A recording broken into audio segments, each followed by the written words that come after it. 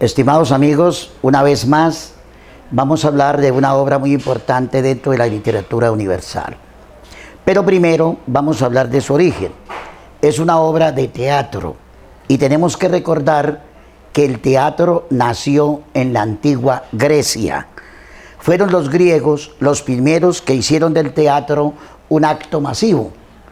Los griegos tenían unos teatros inmensamente grandes que le cabían más de 20.000 personas. Y uno se pregunta cómo en un teatro de 20.000 personas, sin micrófonos, la gente podía escuchar. Pues ellos hacían los teatros como una caja de resonancia, donde el viento inclusive les ayudaba a llevar el sonido para todas las personas que asistían. Era una fiesta que duraba más de 3 días en Grecia, en Atenas específicamente. Y ellos crearon las obras de teatro, sobre todo las tragedias. ¿Y qué significa tragedia? Tragedia viene de 2 raíces griegas. Tragos, que significa macho cabrío, y odé, canto. Es como un canto al macho cabrío. En español no existe la palabra cabra. Tenemos que decir macho cabrío. Y ellos la hacían, las grandes tragedias y conmemoraciones festivas, en honor al dios Dionisio, que los romanos lo llamaron Baco. Los grandes trágicos en Grecia fueron 3: Esquilo, Sófocles y Eurípides. Esquilo fue el que inventó los coturnos. Los coturnos eran unos zapatos, una especie de zapatillas que le daban más altura a los actores. Y como el teatro era demasiado alto, los actores estaban en la parte baja, pues para que los viera más la gente, los identificara. Entonces Esquilo inventó los coturnos y la máscara. Como los actores pues quedaban pequeñitos, él se inventó unas máscaras mucho más grandes que la cara, y la gente desde lo más alto podía ver las facciones. Si era una tragedia, la máscara representaba tristeza. Si es una comedia, pues era risueña. Si era una sátira, una deformidad. Eso lo hizo Esquilo. Sófocles es tal vez para mí el más importante. Sófocles también fue como el gran escritor de la tragedia, y estoy hablando del siglo V antes de Cristo. Y el otro fue Eurípides. Eurípides es el que hace la tragedia más humana. Se dice que fue el que bajó la tragedia de los cielos. Son los 3 grandes escritores. Les voy a nombrar algunas obras importantes. Esquilo escribió las siguientes obras: Las suplicantes, Los persas, 7 contra Tebas, Agamenón y Prometeo encadenado. Muchas obras se perdieron. Eurípides escribió, quedan 18 obras solamente de las 92, que escribió: Las troyanas, Medea, Andrómaca y Las suplicantes. Y Sófocles, las más importantes serían Áyax, un héroe troyano, Antígona, Edipo rey, que es de la que vamos a hablar, Edipo en Colono, Electra, son las más importantes. La obra de teatro era muy importante para el pueblo griego, supremamente importantes. Era una especie de catarsis. Ellos disfrutaban viendo cosas trágicas. En esas había parricidios, incestos, suicidios, infanticidios, asesinatos, etcétera, etcétera. Y aunque parezca raro, este tipo de acciones tan negativas ayudaban a la gente para que no cometieran precisamente esos actos. Pues en parte era educativo, a pesar de lo trágico. Era como un exorcismo para la gente. Ese es el teatro griego. Teatros monumentales que hicieron los griegos en Tebas y en las distintas ciudades. Hoy vamos a hablar de una obra de Sófocles. Su nombre, Edipo rey. La obra empieza con la situación que se le presenta a Edipo. Los padres de Edipo era el rey de Tebas, Layo, y su esposa Yocasta. Ellos supieron, inclusive desde antes de nacer el niño, que ese niño, cuando creciera, iba a matar al papá y se iba a casar con la mamá. Entonces, ¿qué hacen los padres? El papá dice, no, tenemos que matarlo. Y lo manda a matar con un sirviente. Y le cruza los pies con unos grilletes terribles a un niño de 3 días de nacido. Y le dice, mátelo. Y se lo lleva para el monte Citerón, el sirviente. Pero el niño, tan pequeñito, él no es capaz de matarlo y entonces queda colgado. Y se encuentra con un pastor. Se encuentra con un pastor y le cuenta, yo tengo que matar a este niño, pero no quiero matarlo. Entonces el pastor dice, démelo. Y el pastor se lo lleva. Y se lo lleva a Corinto, donde el rey y la reina Pólibo y su esposa lo acogen porque no tenían hijos. Y lo crían como sus hijos. Lo crían como sus hijos.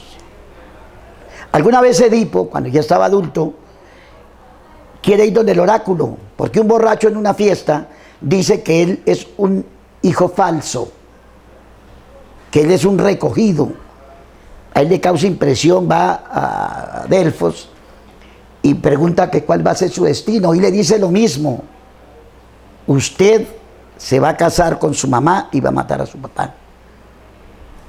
Y él entonces, creyendo que sus papás eran los reyes de Corinto, dice, yo no puedo hacer eso con ellos, yo me voy.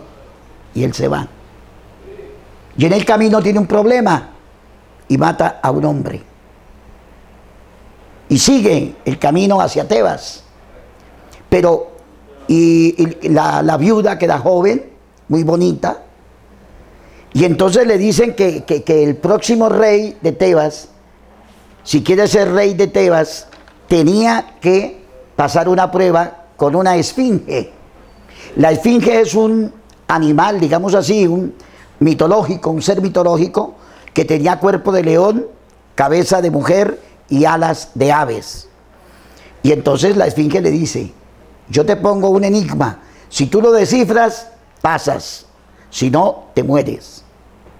Y Edipo se somete a eso.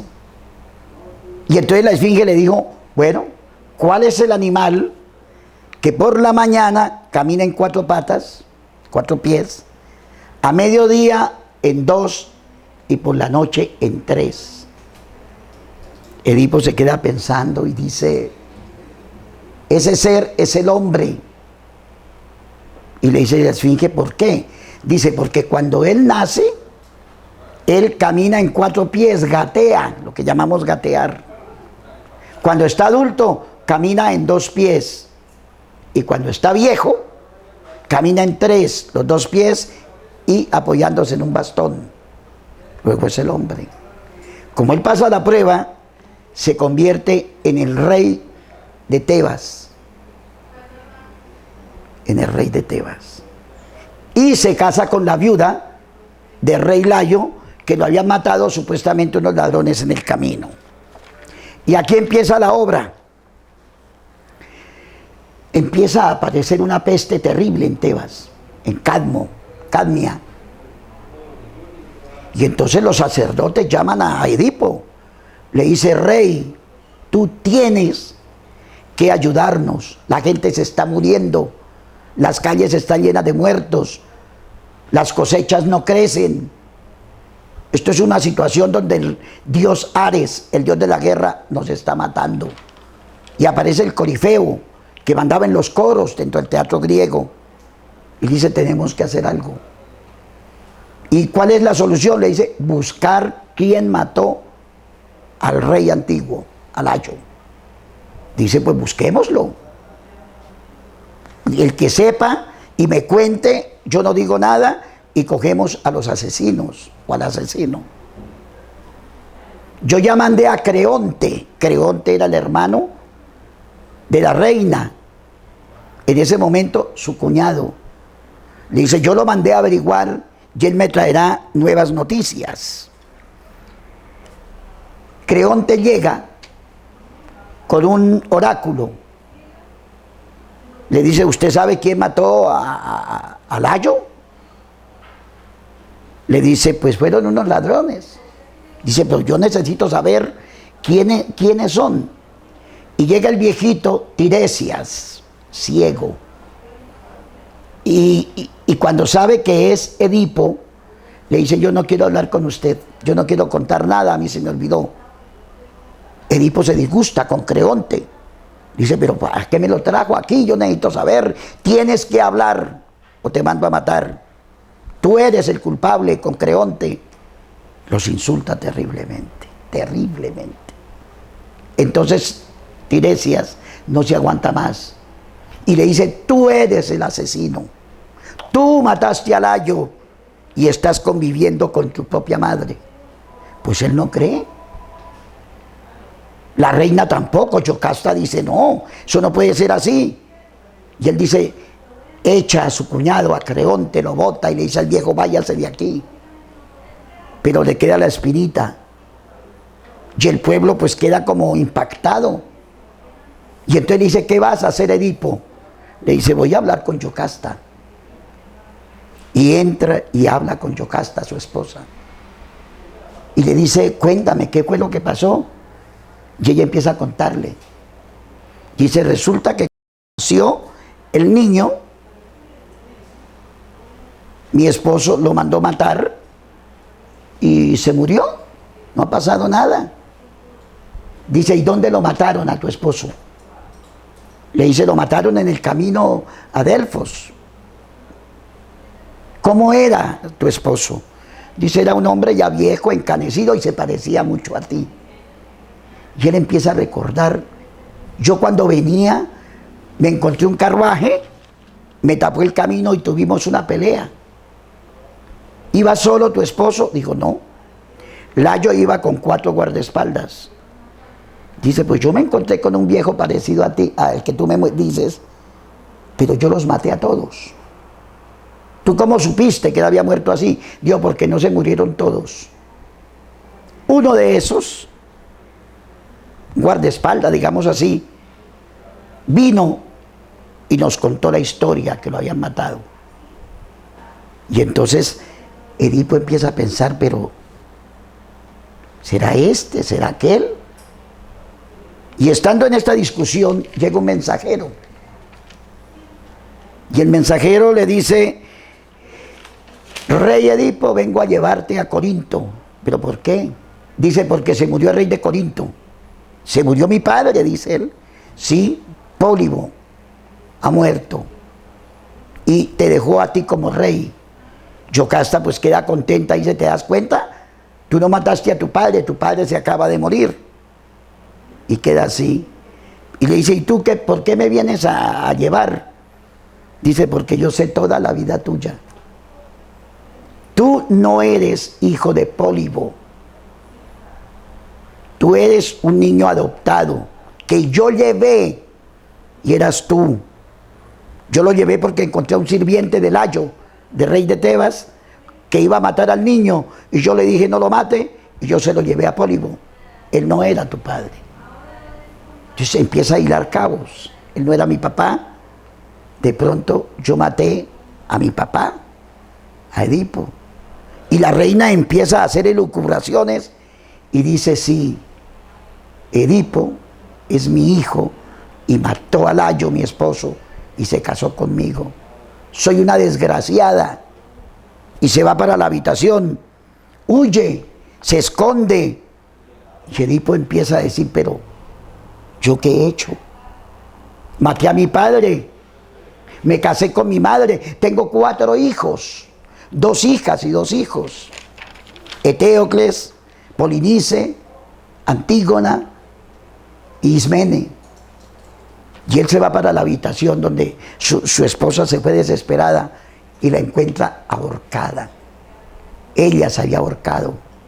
Y él desesperado, imagínense, le quita del vestido unos broches de oro que estaban puestos con unos alfileres grandes, grandísimos, y empieza a sacarse los ojos.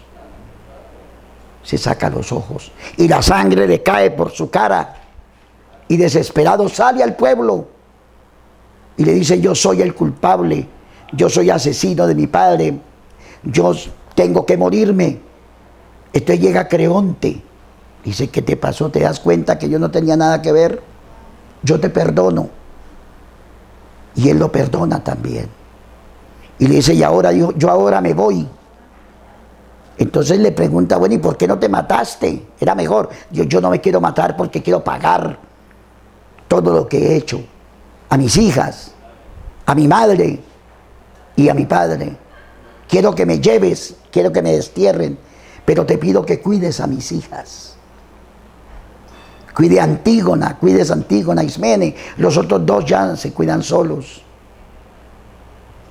Y se vuelve un ciego, un mendigo, y se lo lleva. Esta es la historia de Edipo Rey, supremamente trágica, escrita por la mano maestra de Sófocles, y que nos deja algunos aspectos que analizar, ¿no?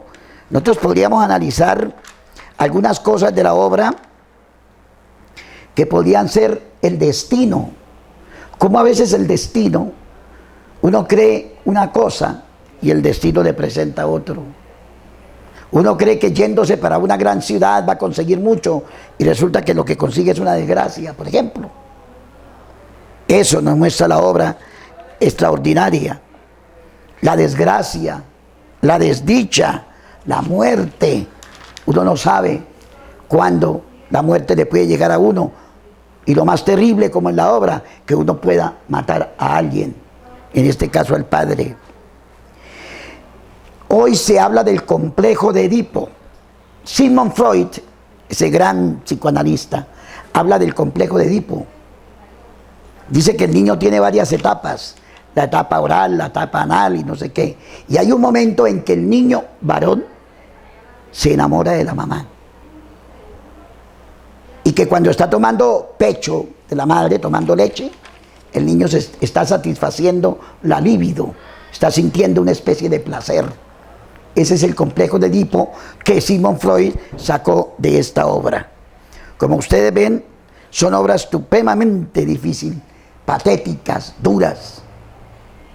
Después ya se hicieron otras tragedias, y recordemos que el más grande escritor de teatro y de tragedias es William Shakespeare, pero ese ya es del Renacimiento.